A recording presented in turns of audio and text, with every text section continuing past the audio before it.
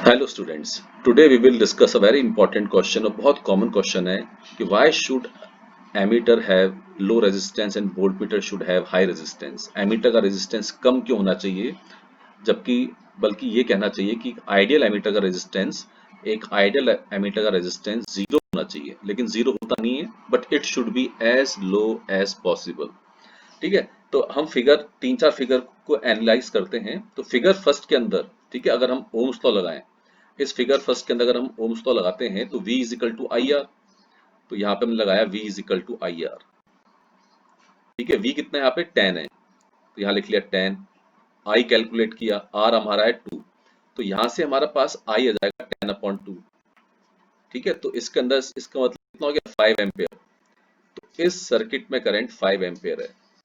ठीक है, figure first के अंदर अब हम इस 5 एम्पियर करंट को एमीटर से मेजर करना चाहते हैं। सपोज करो हमें करंट पता नहीं है, रेजिस्टेंस पता नहीं, हमने इस सर्किट के अंदर ये लगा दिया एमीटर। अब एमीटर का ये आपको रेड कलर से दिख रहा है, ये इसका इनबिल्ट रेजिस्टेंस है। एमीटर का रेजिस्टेंस 1 ओम। तो जैसे ही एमीटर में रेजिस्टेंस होगा तो इसका इफेक्टिव रेजिस्टेंस सर्किट का चेंज हो जाएगा। ठीक है, तो ये हो जाएगा आर नेट। ये कितना हो जाएगा 1+2, सीरीज है तो ऐड हो जाएगा 1+2 इज इक्वल टू 3 हो जाएगा ये। तो करंट कितना हो जाएगा सर्किट के अंदर जो ये मेजर करेगा एमीटर।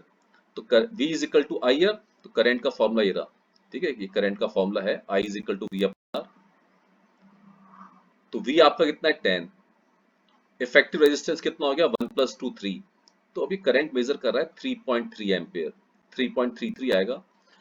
तो रेजिस्टेंस अगर एमीटर, यहाँ पे नीचे टेबल बनी है, रेजिस्टेंस अगर एमीटर का 1 ओम है, ठीक है, तो करंट कितना हो गया 3.3 एम्पियर ये मेजर कर रहा है। लेकिन एक्चुअल करंट हमने जो मेजर किया था वो 5 एम्पियर था। तो 5 एम्पियर की रीडिंग नहीं दे रहा है क्योंकि एमीटर का रेजिस्टेंस आ गया है इसके अंदर। चलो ठीक है, फिगर 3 के अंदर देखते हैं। फिगर 3 के अंदर अगर हम देखें तो जो इसका नेट रेजिस्टेंस आ रहा है यहाँ पे, यहाँ नेट रेजिस्टेंस, यहाँ मैंने एमीटर का रेजिस्टेंस 0.5 कर दिया। ठीक है, 1 से थोड़ा सा कम कर दिया, 0.5 ओम कर दिया। तो नेट रेजिस्टेंस हो जाएगा इसमें 0.5+2, इन दोनों को ऐड करेंगे, सीरीज कॉम्बिनेशन है, तो ये हो जाएगा 2.5 ओम। तो अब करंट कितना होगा सर्किट के अंदर, करंट का फॉर्मूला मैंने बता रखा है ऊपर आपको, ये V, this is V upon R। V आपका 10 है, R 2.5, तो ये आ गया 4 एम्पियर मेजर करेगा। तो जैसे ही ये टेबल पे आ रहा हूं मैं, जैसे ही नेट रेजिस्टेंस, अब एमीटर का रेजिस्टेंस कितना लिया हमने 0.5 लिया है, जैसे ही मैंने कम किया तो करंट कितना गया, थोड़ा ज्यादा एक्यूरेट मेजर किया इसने 4 एम्पियर। एक्चुअल कितना है 5 एम्पियर है। तो मैंने ये देखा कि एमीटर का रेजिस्टेंस कम करने से करंट थोड़ा ज्यादा एक्यूरेट मेजर कर पा रहा है। अभी भी 1 एम्पियर का फर्क आ रहा है। चलो ठीक है, एक फिगर और देखते हैं। मैंने अब एमीटर का रेजिस्टेंस और कम कर दिया, फिगर 4 की बात करते हैं। तो यहाँ पे नेट रेजिस्टेंस कितना हो गया, नेट रेजिस्टेंस का 0.1 ओम है इनबिल्ट रेजिस्टेंस का, दिस इज 0.1, और यहाँ पर है 2 ओम। तो नेट रेजिस्टेंस हो जाएगा सर्किट का 2.1 ओम। तो I is equal to V upon R, यहाँ पे 10 वोल्ट है, I is equal to V upon R. V है आपका 10 और R है आपका 2.1। अब कितना मेजर करेगा, 10 डिवाइडेड बाय 2.1, ये आ गया 4.76। ठीक है, अप्रोक्सीमेटली आ गया 4.76 एम्पियर। तो हमने क्या देखा, जैसे जैसे हम एमीटर का रेजिस्टेंस कम कर रहे हैं, एमीटर का रेजिस्टेंस यहाँ पे कितना हो गया 0.1, जितना कम होगा, जैसे ही एमीटर का रेजिस्टेंस हमने बहुत कम कर दिया, 0.1 ओम कर दिया, तो ये कितनी रीडिंग मेजर। ठीक है, यहाँ पे करंट कितना आ गया, यहाँ आ गया करंट आपका 4.76, बहुत पास रीडिंग आ रही है। ठीक है, एक्चुअल करंट कितना था हमारा 5 एम्पियर था, 5 एम्पियर हमारा करंट था। तो इस को बिल्कुल जैसे जैसे रेजिस्टेंस एमीटर का हम कम करते जा रहे हैं, वैसे वैसे करंट की रीडिंग एक्यूरेट आती जा रही है। 4.6 एम्पियर आया यहाँ पे। तो हम मान के चलेंगे, अगर एमीटर का रेजिस्टेंस हम बिल्कुल जीरो कर लें, ठीक है, एमीटर का रेजिस्टेंस अगर हम बिल्कुल 0 ओम कर लेंगे यहाँ पे, ये हमारा फिगर फर्स्ट आ गया। ठीक है, यहाँ पे हम लगा दिया और यहाँ पे एमीटर, इसका हमने रेजिस्टेंस क्या कर लिया, 0 कर लिया। तो इफेक्टिव रेजिस्टेंस 2 ही रहा, और करंट कितना मेजर करेगा, ये 5 ओम मेजर करेगा।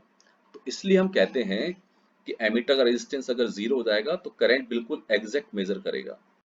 ठीक है, तो इस टेबल से हम क्या सीख रहे हैं कि एमीटर का रेजिस्टेंस जितना हम कम रखेंगे, उतना ही एमीटर एक्चुअल रीडिंग जो कि 5 एम्पियर है, उतनी ही एक्यूरेट रीडिंग मेजर कर पाएगा रेजिस्टेंस, लेकिन जीरो नहीं, कुछ ना कुछ तो वो करंट या कुछ ना कुछ रेजिस्टेंस तो उसका, ठीक है। तो इस टेबल से हम समझ सकते हैं चारों फिगर से कि जैसे जैसे एमीटर का रेजिस्टेंस हम कम करेंगे, पहले 1 ओम था, ठीक है, हमने 0.5 किया, फिर हमने 0.1 किया, तो जितना जैसे ही हमने रेजिस्टेंस बहुत कम कर दिया 0.1, ये अप्रोक्सीमेटली 5 एम्पीयर की रीडिंग आपकी दे देगा। So this is the reason कि एमीटर का resistance as low as possible होना चाहिए, और हम एक मान के चलते हैं कि आइडियल एमीटर का रेजिस्टेंस 0 होगा तो वो बिल्कुल एग्जैक्ट रीडिंग 5 एम्पीयर मेजर कर देगा। सो ये तो था आपका कि why we should have low resistance in ammeter. अब वोल्ट मीटर का रेजिस्टेंस हाई क्यों होना चाहिए? अब इसके अंदर भी 3-4 फिगर हम डिस्कस करते हैं। ये हमने लिया एक फिगर फर्स्ट की बात कर रहे हैं, इस फिगर की बात कर रहे हैं हम लोग। तो इसके अंदर रेजिस्टेंस 1 ओम है, 10 वोल्ट है, तो करंट अगर आप मेजर करेंगे V अपॉन R, ठीक है, current is I is V upon R, तो 10 को डिवाइड कर दो किससे, R कितना है आपका 1 ओम, तो 10 एम्पीयर करंट आ गया इसके अंदर, ठीक है भाई।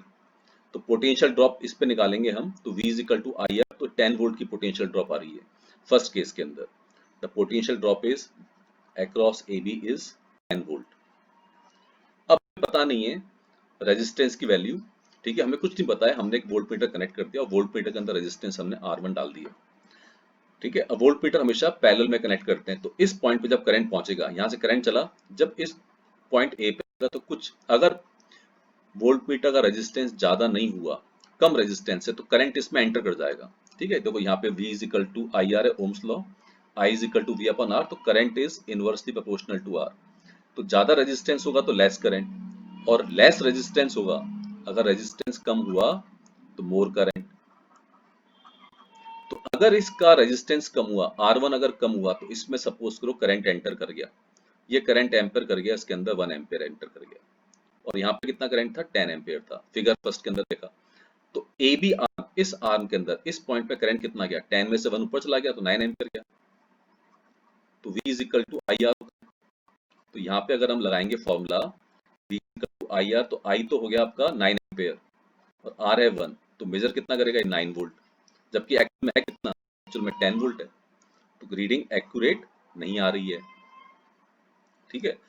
अब हमने दूसरा, इस फिगर से इस फिगर पे आए, हमने रेजिस्टेंस दिया, ठीक है, R2 रेजिस्टेंस R1 की, यहाँ पे R1 है, यहाँ R2 है, यहाँ पे रेजिस्टेंस हमने ज्यादा लिया।